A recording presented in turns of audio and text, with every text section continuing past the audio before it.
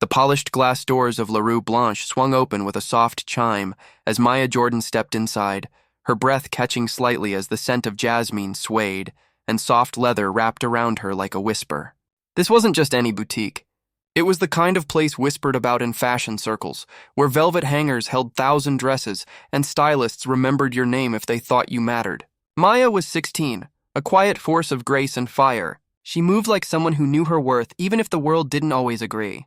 That morning, she had taken the train into Manhattan by herself, for the very first time, clutching a handwritten list and the small note her father had left her by the front door. Find what makes you feel powerful. Love, Dad. Today was more than a shopping trip. It was a rite of passage. She had grown up seeing her father, Malcolm Jordan, walk into rooms and command them, not with arrogance, but with purpose. A self-made tech mogul, Malcolm had built his empire on two things: brilliance and unshakable dignity. And though Maya had never used his name to open doors, she had learned from him how to walk through them with her head high. The boutique gleamed with quiet luxury. Cashmere throws lay folded like secrets. Crystal chandeliers hovered above in delicate silence. Maya exhaled slowly, a half smile tugging at the corner of her lips. She wasn't intimidated. She was ready. She wore a soft beige sweater, high-waisted slacks, and ankle boots. Simple, stylish, intentional. Her natural curls were tucked into a loose bun. Her lips glossed just enough to catch the light. She didn't need to prove she belonged here. She already knew she did. The gala was 3 weeks away, an annual benefit for underprivileged youth her father sponsored, filled with dignitaries, artists, and CEOs. This year, Maya would attend without her parents. Stepping into the spotlight alone for the first time, she wanted to wear something bold, something that reflected her, a fusion of poise, strength, and quiet fire. And she knew this boutique hadith. As she browsed, her fingers gliding across silks and sequins, she didn't notice the woman entering behind her. Claire Whitmore walked with the ease of someone who had always been toldies. Clad in ivory cashmere and designer heels, she swept into the boutique with the air of royalty returning to her throne. She barely glanced at the staff, only nodded curtly to the manager, and immediately set her sights on the racks until her eyes landed on Maya. There was no visible shock, only the tightening of her jaw. To Claire, the presence of a young black girl alone in a boutique like this wasn't just unexpected. It was disruptive. It poked at something unspoken but deeply entrenched, the belief that wealth and refinement belonged to a certain mold, and Maya didn't fit hers. What began as a quiet hum of disapproval quickly evolved into something sharper. Claire watched Maya touch a sapphire gown. She watched her speak softly to a stylist who smiled and handed her a key to the fitting rooms. She watched Maya disappear behind the velvet curtain with a quiet confidence that grated against every assumption she held. And just like that, the story Claire had written in her head. The one where girls like Maya were invisible, out of place or silent, began to unravel. Maya didn't know it yet, but her moment, this small personal victory of choosing a dress that would make her feel radiant, was about to be twisted into a confrontation she had never asked for. In the same space where she had hoped to celebrate independence and joy, she would instead face the sharp sting of entitlement dressed as elegance. A smile still played on her lips as she stepped out of the fitting room in a deep emerald gown, the fabric cascading like water down her form. She looked at herself in the mirror and saw the future she was building, one that didn't ask permission, but in the corner of the room, a voice was already beginning to reese, low but cold. "Excuse me, is she even supposed to be here?" The storm was coming, and Maya Jordan, whether she knew it or not, was about to show the entire boutique and the world what dignity really looked like. The sound of Maya Jordan's heels clicking gently against the boutique's polished marble floor echoed like a metronome in a symphony of calm. Her emerald dress flowed behind her, elegant and deliberate, as she walked toward a mirror that stood framed by golden sconces. For a moment, it was just her and her reflection, a young woman standing tall, beautiful, unafraid. The soft lighting kissed her skin. The rich green fabric brought out the fire in her eyes, and everything about her said one thing clearly: she belonged.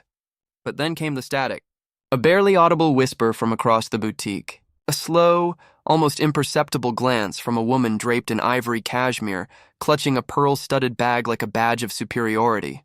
Claire Whitmore had been watching, waiting for a moment to act. Not because Maya had done anything wrong, but because her presence alone had become an affront to Claire's worldview. Claire had lived a life where her wealth and whiteness walked ahead of her like a personal concierge, parting crowds and commanding smiles.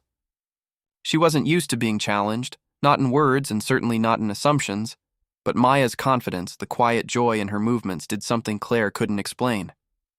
It pierced. It unsettled. It offended. So she did what people like her often do when their unearned comfort feels threatened. She cloaked her prejudice in the guise of propriety. As Maya stood admiring herself in the mirror, Claire approached a nearby associate with a disapproving expression. "Is she being helped?" she asked. The words soft but heavy with insinuation. The associate, caught off guard, nodded quickly. "Yes, she's trying in pieces for the Blake Foundation Gala. She's one of the guests." Claire's lips thinned. "Really? That's unexpected." She didn't need to say more. The weight of her tone did the rest. Minutes later, Claire strolled past Maya, stopping just short of brushing her shoulder. Her eyes flicked toward the gown Maya wore. "It's a striking color," she said, voice syrupy sweet. "Very brave choice," Maya smiled politely. "Thank you." Claire's gaze lingered a second too long. "Are you shopping for someone?" "No," Mia said calmly. "For myself?" "Oh," Claire replied, eyebrows raised in practiced surprise. "Well, good for you." The words seemed innocuous, but Maya knew better. There was always a line hidden between the syllables when people like Claire spoke, always a coded message in the pleasantries. And though she didn't yet know the extent of what was coming, she knew this. She was being watched not as a customer, but as a trespasser. Claire wandered off, her heels tapping sharply, and Maya returned to the mirror, checking the fit at her waist. But the air had shifted. Something heavy hung in the silence now, behind her.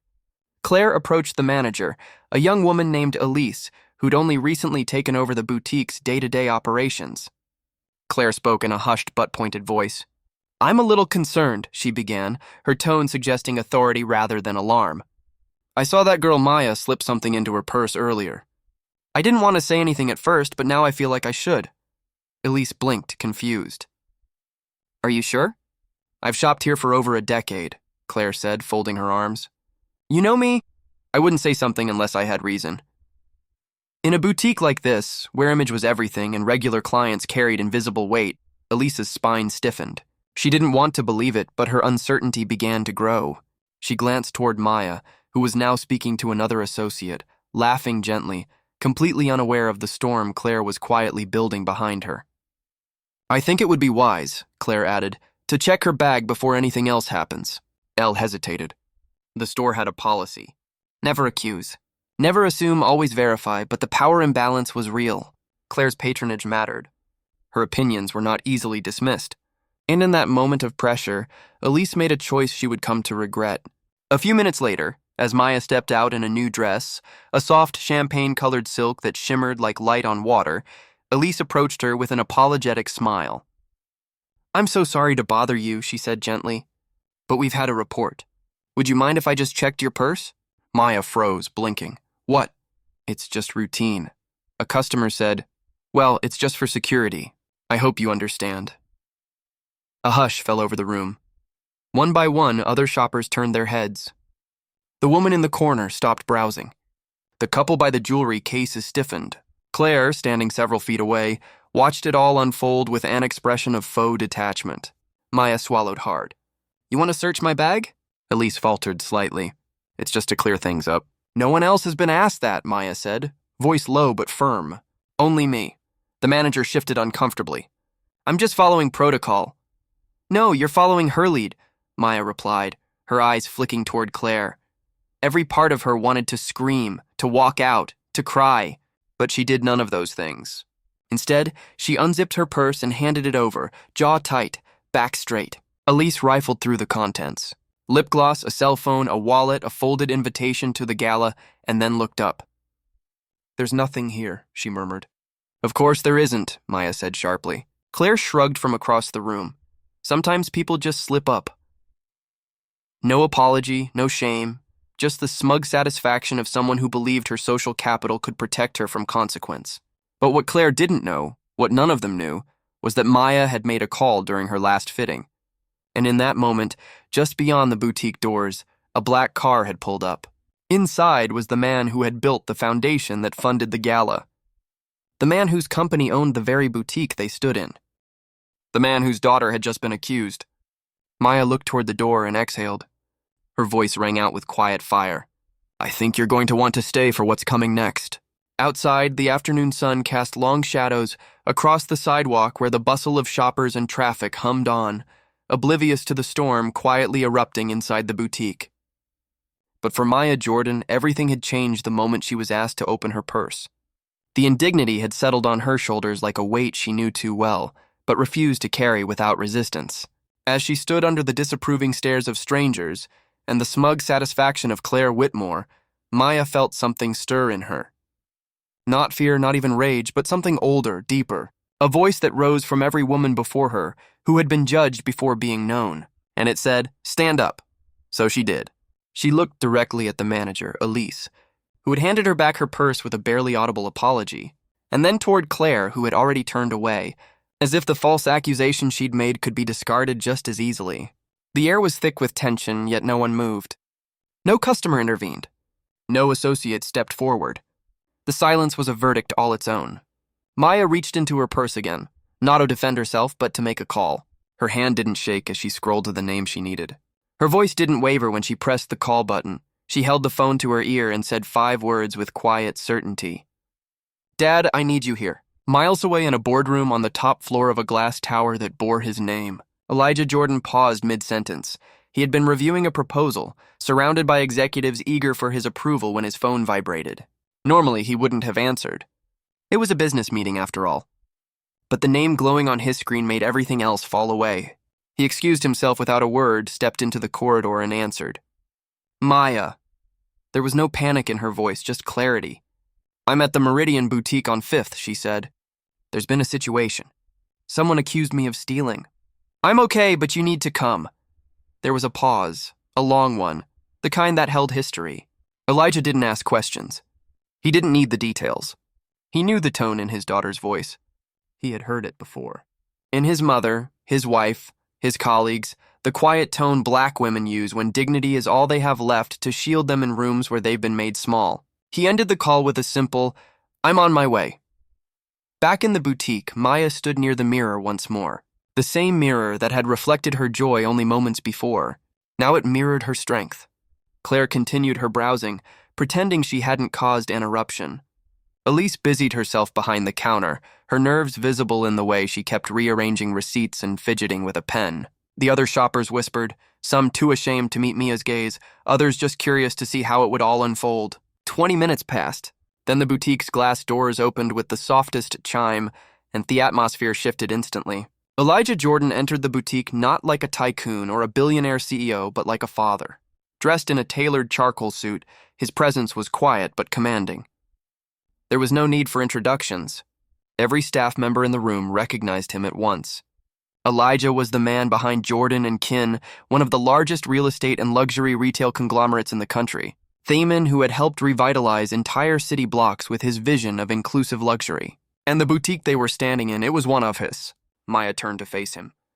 Her composure hadn't faltered, but when she saw her father, something in her softened. She knew she wasn't alone. Elijah walked directly to her and placed a gentle hand on her shoulder. Are you all right? He asked, voice low but filled with care. She nodded. I am now. Then Elijah turned to the room. The whispers ceased. Even Claire, who had her back turned, felt the sudden gravity. She turned slowly, expecting a store manager. Maybe another customer, come to Maya's defense. But when she saw Elijah, her breath caught. Claire's face lost color as recognition dawned. She had seen him before in Forbes and Vogue business, on magazine covers at her country club. She'd once referred to his rise as an anomaly during a lunch. Now that anomaly stood before her and he wasn't smiling. Elijah didn't raise his voice, he didn't need to. Which one of you accused my daughter? He asked, calm as a lake but cold as ice. No one spoke. Claire stepped forward, attempting to regain control. There's been a misunderstanding. I simply expressed a concern. And you didn't express concern, Elijah said, cutting her off with surgical precision. You made an accusation. You attempted to shame a young woman publicly, with nothing but your assumptions to justify it. Claire tried again. I didn't know who she was. And that, Elijah said sharply, is exactly the problem. He turned to Elise. And you? You acted on hearsay. You searched a black teenager's belongings without evidence, without cause. Because a wealthy woman whispered in your ear, Elise stammered. I was just trying to manage the situation. No, Elijah replied. You failed to manage it. You allowed bias to dictate your actions, and you've embarrassed not only yourselves but my daughter in this business. He turned back to Maya and then to the staff. This is unacceptable. Claire's voice cracked as she tried again. Had I known she was your daughter? You would have held your tongue, he asked. Would you have extended her basic respect only if she belonged to someone important? Then your problem isn't just with her. It's with every person who walks into this boutique and doesn't fit your image of who belongs. The silence was suffocating. Claire reached for her bag. I think I'll just go. No, Elijah said. You won't come back. Claire froze. You are banned from this boutique and every other under my name. You don't get to weaponize your privilege here and walk away with pearls still around your neck. She opened her mouth as if to protest, but there were no words left to save her. She left, shoulders drawn tight. Her departure, as quiet as her initial cruelty, had been loud. Elijah turned to Elise. I suggest you take a long look at your staff training policies. If this is how you treat a young woman because she's black and confident, then you're not managing a boutique. You're perpetuating a problem. He then looked at Maya. Come on, he said softly. Let's go. But before they reached the door, Maya paused. She turned to the room one last time. Her voice was calm, unwavering. You don't have to know who someone is to treat them with dignity. And with that, she walked out, head held high, shoulders unburdened. What began as a humiliation had become a reckoning. The boutique would never forget the day the CEO came. But more importantly, neither would the people who watched a black girl refuse to shrink and instead choose to rise. By the time Elijah and Maya stepped out onto Fifth Avenue, the city had resumed its usual rhythm. Horns honking, footsteps racing, conversations overlapping in 1,000 different directions. But for the people still inside that boutique, and for those who would later hear the story, something irreversible had shifted. The confrontation was over, but its aftershocks had just begun. News of the incident didn't spread in a viral firestorm, at least not at first. It started with whispers. The customer who had filmed the final exchange between Elijah and Claire uploaded the clip to social media with a caption that read, She stood her ground. Her father stood beside her. That's what dignity looks like. Within hours, the video was being reshared by influencers, civil rights advocates, and parenting groups across the country. The story struck a nerve. In a world saturated with headlines that blurred into each other, Maya's quiet refusal to back down felt different. It wasn't staged or exaggerated. It wasn't loud or theatrical. It was simply honest. And that honesty resonated deeply. What happened inside the boutique reminded people not just of injustice, but of the everyday moments when courage is needed most. For some, it was a reminder of their own experiences. For others, it was a revelation. Comment sections filled with voices, some expressing rage, others offering support. Mothers wrote about their own daughters, wondering how they'd respond in Maya's shoes. Fathers reflected on how Elijah's presence reminded them of the weight they carried and the responsibility to show up, not just as providers, but as protectors of their children's humanity. Educators began sharing the video in classrooms to spark discussions on racial bias, empathy, and the importance of standing up for oneself. But it wasn't just online. In the days that followed, something unexpected began to happen in the real world. Employees at the boutique chain Elijah owned began reaching out to corporate headquarters, not with complaints, but with gratitude. Staff from stores in Chicago, Miami, and San Francisco wrote emails and left voicemails saying, "Thank you for showing us what leadership looks like." Others shared that they'd witnessed similar incidents but hadn't known how to intervene. Now they did. Elijah, never wanted to seek the spotlight, released a brief but powerful statement. Everyone deserves to walk into a store, a classroom, a job interview, or anywhere with the full dignity of being seen as human first. Maya didn't stand up for herself because of who her father is. She stood up because of who she is, and that's what I'm proud of. The boutique in question closed for a day officially for staff development. But inside, the atmosphere was anything but procedural. Elise, the manager who had once faltered, now sat in the front row of a mandatory training led by a civil rights organization specializing in anti-discrimination practices in retail environments. During the session, when asked to reflect on what she would do differently, her voice trembled. "I would listen before reacting," she said. "And I would remember that perception isn't proof. I let someone's prejudice guide my action, and I betrayed a young woman's trust." The ripple continued to expand. In a high school in Atlanta, a group of students launched a campaign called I Belong Here, encouraging young people of color to document the spaces where they'd felt excluded and reclaim them with stories of resilience. In Los Angeles, a local journalist published an op-ed titled The Power of Being Seen, calling Maya's experience a masterclass in grace under fire.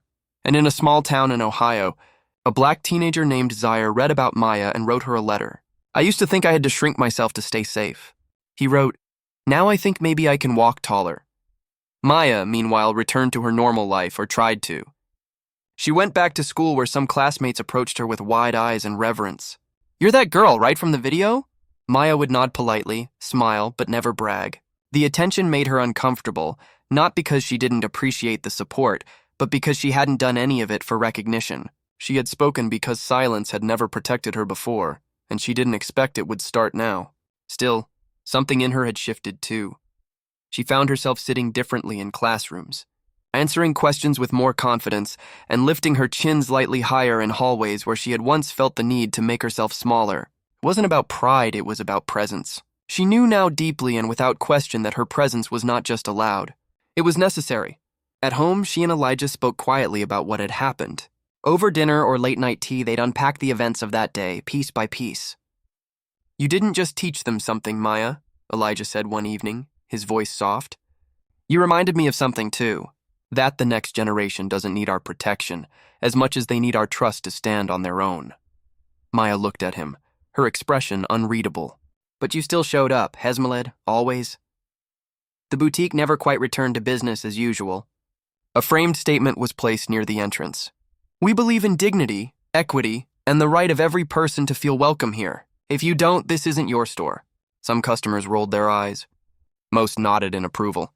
A few left glowing reviews online, citing the new tone and the staff's increased attentiveness. But the biggest change wasn't in signage or social media. It was in the quiet choices people made differently each day. A customer standing up for another when something felt off. A manager pausing before reacting. A young black girl walking into a store with her head held high because someone like her had already done it and left a legacy in her steps. The ripple wasn't just a wave of awareness. It was a current of change. And at the center of it was a teenager who had walked into a boutique hoping to find a dress and found instead her voice. As the boutique doors closed behind Maya and Elijah, the sharp click of her heels against the pavement was not the same sound that had echoed when she first walked in. It was louder now, not because the shoes had changed, but because she had. Each step held more weight, more grounding. She wasn't just exiting a store. She was leaving behind a moment that could have broken her but hadn't. Elijah walked beside her in silence, glancing at his daughter with quiet pride. He didn't say much. He didn't need to. His presence had spoken volumes when it mattered most. But what lingered between them now was something deeper than reassurance. It was shared understanding, the unspoken knowledge that the world would keep trying to test her, but that she now carried proof of her own resilience. The city buzzed around them. But for Maya, time had slowed. The insults, the assumptions, the indignity, it had all happened in a matter of minutes. Yet it had carved out a new shape in her, one that would stay with her long after the headlines faded and the whispers quieted. She hadn't fought back with shouting or confrontation. She had met hostility with calm, condescension with clarity, and in doing so, she had turned a moment of exclusion into one of power.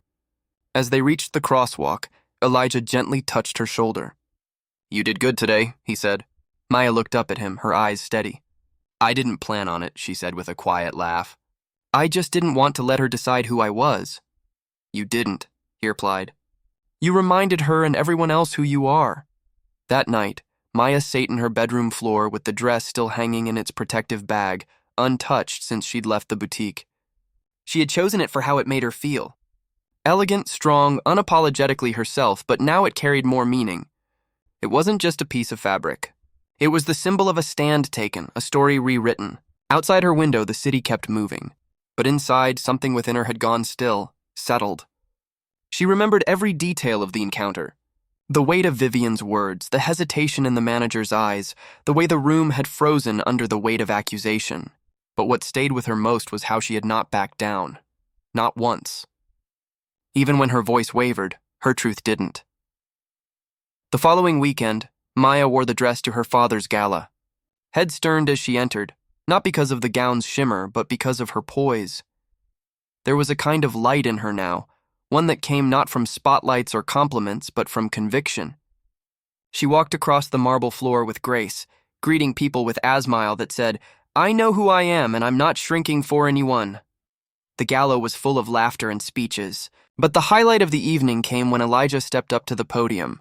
His speech meant to honor the spirit of youth leadership took an unexpected turn. "Tonight, I'd like to share a story," he began, "not of business, but of bravery."